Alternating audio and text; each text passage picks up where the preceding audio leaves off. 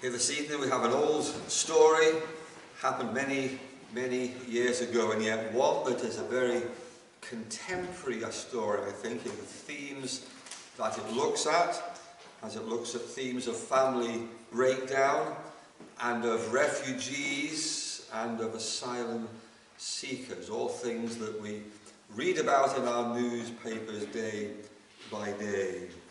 To fully appreciate the book of Ruth, we have to talk about the big difference between the time of Ruth and what we have today. And the big difference has to do with the purpose of the family. Today, family is something that we value and appreciate as a place where we can be ourselves. At the heart of the family relationship is love. That's especially true for the relationship between a husband and a wife. The relationship between the husband and wife about love and fulfillment and family. But it's less about carrying on the family line. In the days of Ruth, having a descendant was almost the most important part of the marriage relationship. You had to have an heir to continue the family line, as it was the only way to care for the elderly in their day. There were no pensions and no savings accounts in those days. You had children who provided for you in your old age. It was of such importance to them that if a woman didn't bear any children, it was shameful. And if a husband passed away without providing his wife any children to care for her and carry on his name, then it became the responsibility of the brother-in-law to get her pregnant. This child would then carry on the dead brother's name and provide for the wife. Now, to our ears, that maybe sounds a wee bit weird, but we need to try and step into that cultural mindset to listen to this message of a bitter mother-in-law and the loving kindness of God. The book of Ruth is a story of two strangers from very different ages and backgrounds with nothing left to lose. Both are transformed and united as they struggle together against the odds. They encounter a series of crises, a series of tragedies in their lives, and come through to a truly happy ending if we read the whole of the book. But perhaps the strangest thing in the book of Ruth is that God seems to be completely absent. There are no divine visitations, no prophecies, no visions, no dreams, no angels, no thunderbolt miracles. And this is rather peculiar, since the events of this story will end up shaping the whole future of humanity, but more of that later. Life is full of ups and downs, as Charles Dickens wrote in the memorable opening to his book, A Tale of Two Cities. It was the best of times, it was the worst of times. We are incredibly blessed in our day, in our nation, despite all our economic woes. But way too often the only thing that seems to be going on and we hear about is all the bad news. Bad news of floods and of droughts, weather-related events, and violence and disease and social breakdown and war and whatever is happening at the particular time. And the good news is that although much of it perhaps doesn't affect us directly, although we share an empathy with those it does, but when bad things do come, they all seem to come at the same time, don't they? We always seem to say bad news comes in threes. It's not just that the car has broken down, it's that the car has broken down and one of the kids needs to be brought to the doctor, and the boss at work is breathing down your neck. And it doesn't have to be a lot of things to make a person feel like life has become very bitter. A loved one gets sick and maybe passes away. The world turns bitter. Your child comes down with a serious illness. The whole world can lose the sweetness that it once had when things were going well. It can leave you looking to God, wondering where exactly his promise to love you has gone to. And this really is the situation we find as the book of Ruth opens. It helps us to show us that God allows our lives sometimes to taste bitter. But he doesn't do that to tear us down, but rather to build us up to be people of character and to allow us to experience the depth of his love in a more fantastic way. In the book of Ruth, who would you figure out to be the main character? Well, you might think the book is called Ruth, and just a stab in the dark here would say that Ruth is the main character, but she isn't. She's a major player in the story. But I think the main character in the story, certainly in this first chapter, is actually Ruth's mother-in-law, Naomi. The events that unfold are all told about what happens in the family of Naomi. In fact, the story is all about the bitterness of this mother-in-law. Naomi even confesses it there in verse 20. Don't call me Naomi, she tells them. Call me Mara, because the Almighty has made my life very bitter. The meaning of the name Naomi is pleasant. She doesn't want to be called pleasant anymore. Her own name is causing her grief. Pleasant, hardly. The Lord has caused bitterness. Just call me Mara. Life is just plain bitter to her. And this bitterness comes from the complete loss of everything that means anything to her. The book of Ruth starts off setting the scene by saying there was a famine in the land of Israel during the time of the Judges, the days when Israel is going from ruin to godlessness, to salvation through judges like Samson and Gideon and Deborah. And in the midst of all this, there's a famine in Israel. People are going hungry. The economy of Israel is going down the plug because of this famine. And maybe we can identify in just a small way in the economic woes that this country is suffering or is about to suffer at the moment. And to survive, families then here in Israel will have to make drastic changes. And Naomi's husband decides that there is more chance of economic prosperity if they move away from Israel and head to the nation of Moab. And that already is the beginning of the bitterness for Naomi. Away from her homeland, away from the promised land of Israel. It must have been very hard to move to Moab. Not only were there simmering disputes between Moab and Israel, but famines really do not respect borders. And it's quite likely that supplies were stretched there too. Their end game was to return home whenever it was safe and profitable to do so. They were, in 21st century terms, asylum seekers, applying for temporary protection visas rather than economic migrants seeking permanent citizenship. They were considered resident aliens as opposed to naturalized immigrants. Their hearts still lay back in Bethlehem. But it got worse, didn't it? Her husband Elimelech dies in Moab.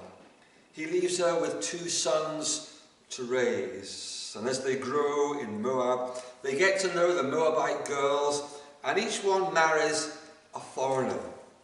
Each of them seems to struggle too with childlessness. And 10 years down the line, Naomi is still not a grandmother. And the pain and shame of infertility would have been something the whole family would have been wrestling with. The line of Elimelech, it's going to die out.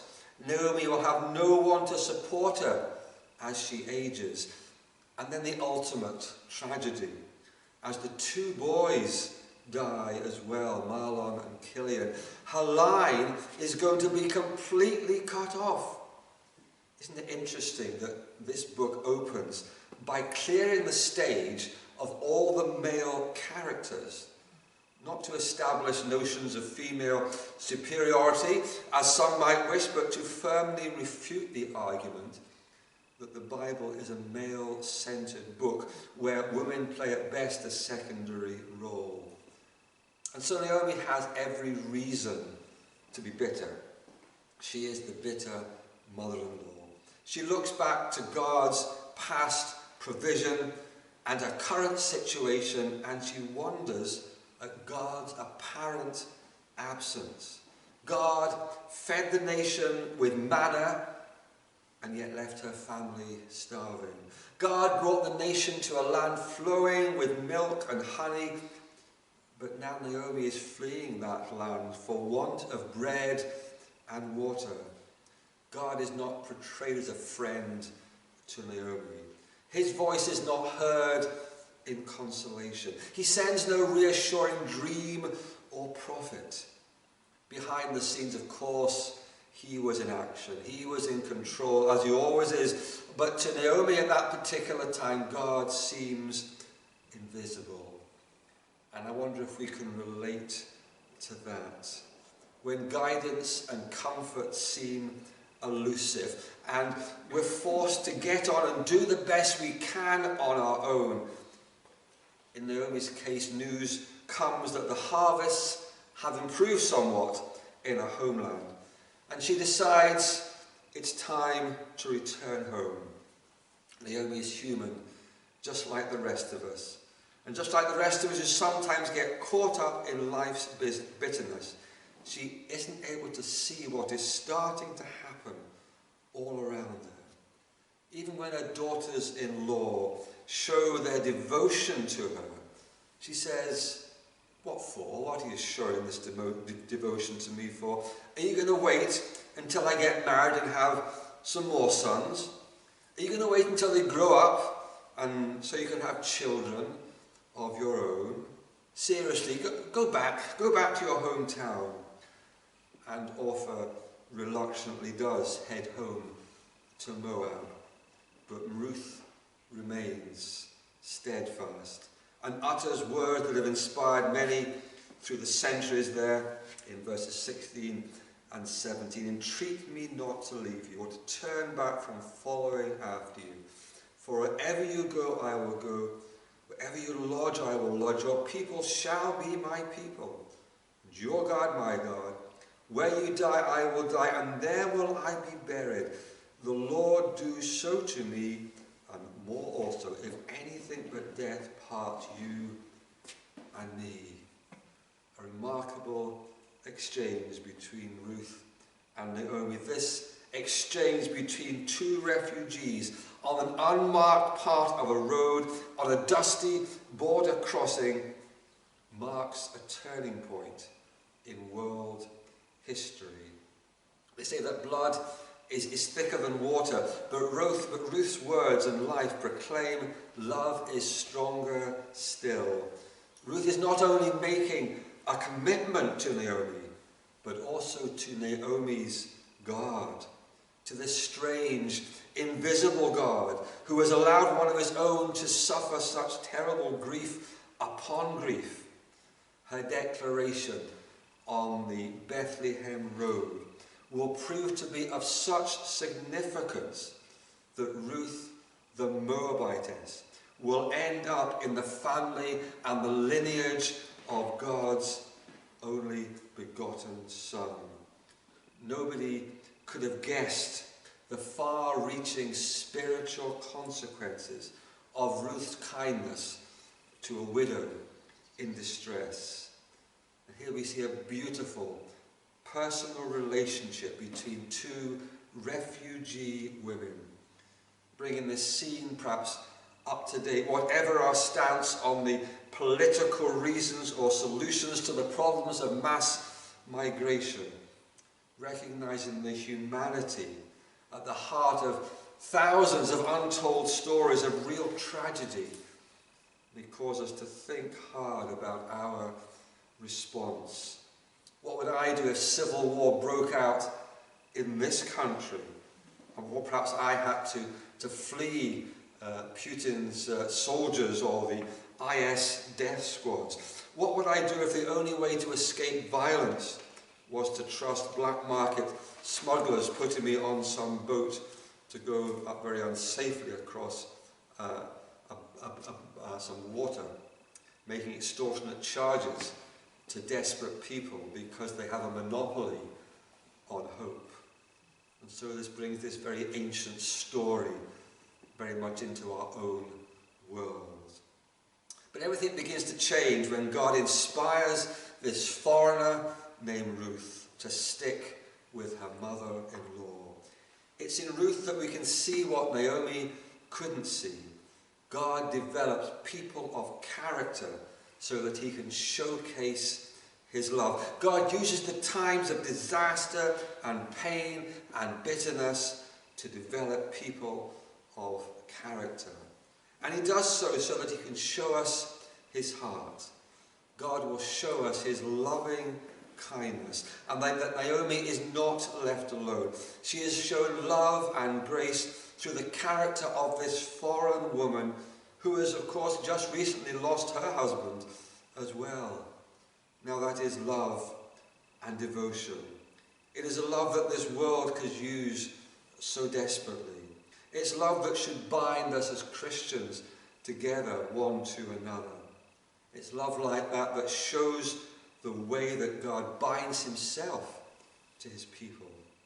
Ruth shows her love for Naomi, and it's the small beginning of life beginning to turn sweet again for Naomi. Sometimes history is changed unexpectedly by unlikely people in inconsequential places. Sometimes it's in those conversations and decisions that are never caught on camera, they're never shared on social media or even spoken about in church, which end up being of crucial importance to the kingdom of God. Yet despite Ruth's incredible loving kindness towards Naomi, who she still feels broken and alone. Here's someone wrestling with deep dissatisfaction. A woman so defeated by death and disaster that she's lost that very sense of herself, wanting now to be defined by the bitterness that she feels. Her physical journey has come full circle. The refugee has returned. But unlike the story Jesus would tell centuries later of the prodigal son, coming home seems to have left her further away from God than when she started out. And so what does this first chapter of the book of Ruth do for us today? Well, firstly, it reminds us that oftentimes when bitterness is close up in our lives, we're going to have trouble seeing clearly the ways that God is showing his covenant love towards us. Sometimes the garbage of life is just right in our face, and we miss out on seeing the good work of God through it all. Another challenge it gives us is to look in the places that we might not expect to find the work of Jesus Christ.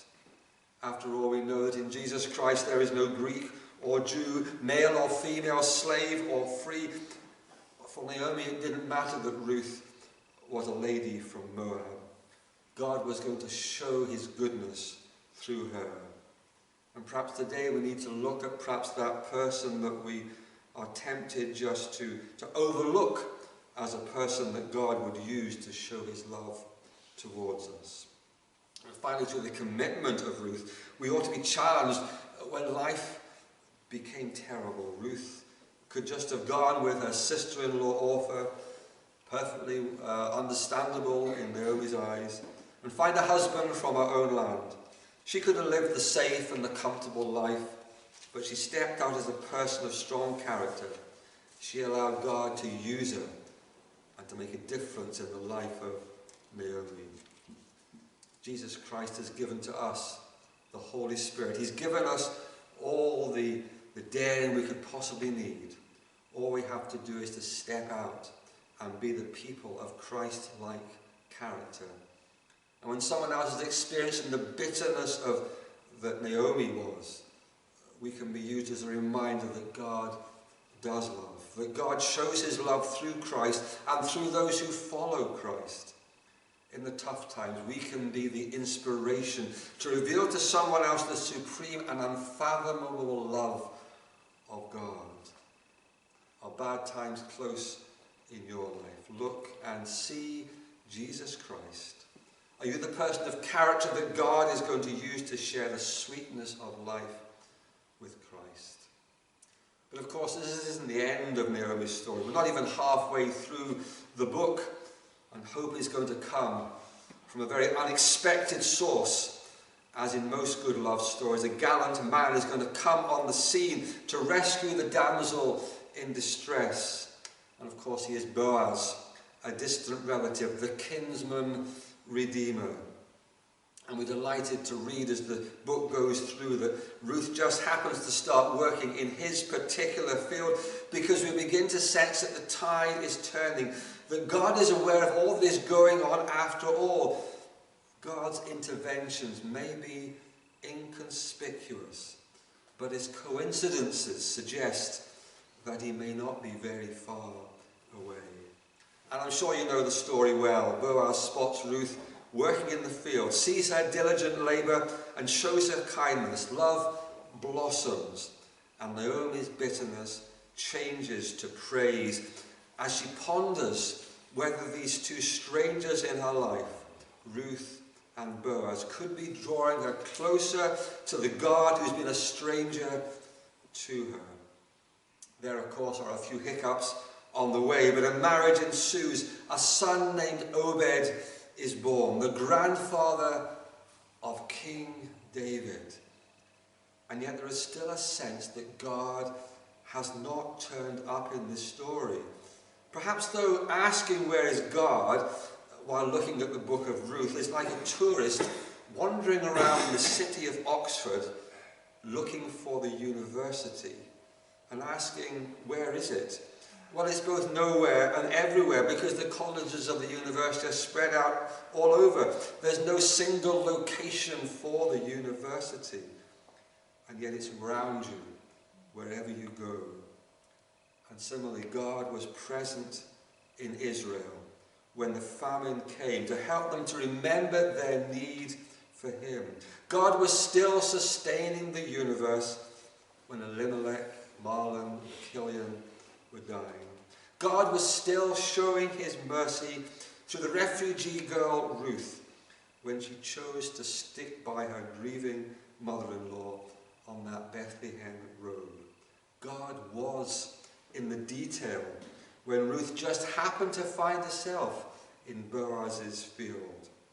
God was at work in Ruth's care shown to Naomi, in Boaz's generosity to his employers, and to Ruth. God is even at work in the final genealogy, overruling circumstances to connect the characters of this story to himself. Not just through his mercy in leading them to find temporary refuge in hard times, but to connect them to David, and as the New Testament genealogy shows us, ultimately to Jesus himself, the one whose act of merciful compassion would also guarantee their eternal security. And so it is right and fitting that the story concludes with the acknowledgement that God is glorified as the ultimate provider. God may have seemed to have been out of sight, but these characters were never out of his mind. God does not need to turn up when he is there all along. So when life does lurch from sweet to bitter, as it does to all of us from time to time, when our faith goes from strong to shattered, when our past is full of tragedy and our future is uncertain, then the testimony of Naomi is that God does not need to turn up when he's been there all along. Maybe, like her, we shall find our lives transformed by the kindness of strangers and the surprising grace of God, shown to us by others, giving us hope and giving us healing within our own souls. May God bless his word to us, and may God bless each one of us as we enter a new week with him.